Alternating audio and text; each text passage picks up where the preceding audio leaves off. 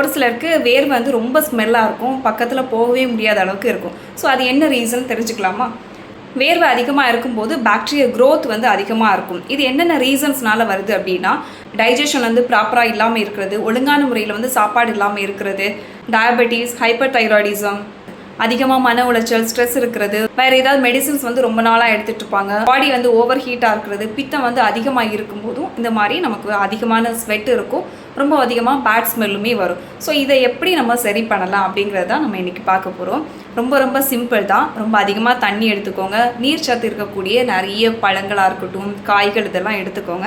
முக்கியமாக தண்ணி குடிக்கும்போது தண்ணியில் வந்துட்டு மல்லி விதை போட்டு கொதிக்க வச்சோ இல்லை ஊற வச்சு குடிக்கலாம், வெட்டி வேர் ஊற வச்ச தண்ணி குடிக்கலாம், நன்னாரி ஊற வச்ச தண்ணி குடிக்கலாம், நெல்லிக்காய் ஜூஸ், வெள்ளரிக்காய், சந்தனம் ஊற வச்ச தண்ணி, இந்த மாதிரி தண்ணியிலே வந்து பல விதங்கள் இருக்குது. இதெல்லாம் உடம்புக்கு வந்து குளிர்ச்சியை தரும். ஸோ இதெல்லாம் நம்ம எடுத்துக்கும் போது உள்ளே இருக்கக்கூடிய வேஸ்ட், அதாவது டாக்ஸின்ஸ் எல்லாமே வெளியே போகும். ரொம்ப அதிகமாக நம்ம ஸ்டொமக்கில் டாக்ஸின்ஸ் இருக்கும் போதும் இந்த மாதிரி வேர்வை ஸ்மெல்.